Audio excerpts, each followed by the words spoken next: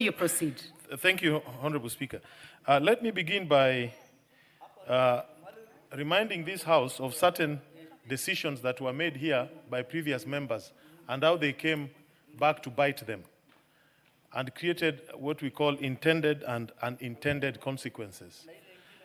Once upon a time, members of this House passed something that was called Preservation of Public Security Act. It allowed detention without trial.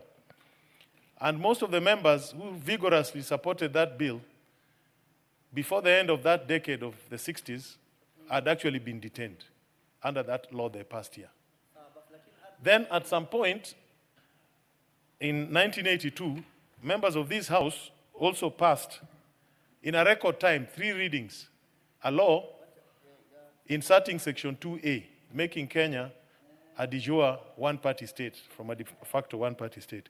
Within 12 months, those who moved that motion here, those who supported it, had been expelled from KANU and their political careers ended. In 1989, in this country, we had a visit by the then president of Romania, Ceausescu. And among the documents that were signed was a security cooperation arrangement, where Romania, being a hard Stalinist communist country at that time, would offer training on how to deal with dissidents, including torturing them, poisoning them, and all those kind of things. The public officer who signed that memorandum was the first victim under that MOU. He was poisoned and he died. I'm not giving names. These are historical records. You can check the Hansard and other documents, official documents. Why am I saying this? Because these circulars, making it mandatory to use e-procurement platform for everybody, reflect that kind of thoughtless executive action or legislative action by those in power. We are now expected, and the directives are coming from a person who had been a member of this House for 15 years. That member, I happen to represent the constituency he had been representing for those 15 years. When he left office 2 to 3 years ago, that constituency had only 30% rural electrification penetration.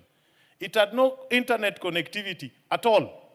It had not even a single inch of tarmac road. Today we are being told here, he has signed a circular that everybody who wants to do business with government must do it online. And yet he knows very well that the people of Suba South have no internet connectivity. Not even the national fiber optic cable was ever laid in Suba. So I'm struggling with those things. What am I trying to say? This circular is in itself very thoughtless. Nothing has been presented to this House on the social impact of making procurement mandatory online. Because it will affect even the AGPO, the persons with disability, the women, the affirmative interventions that the government has been making. So we cannot just approve it randomly like that. Mr. Speaker, I urge all the members that we join hands and we adopt this report, annulling the additional 2 circulars, making procurement mandatory online.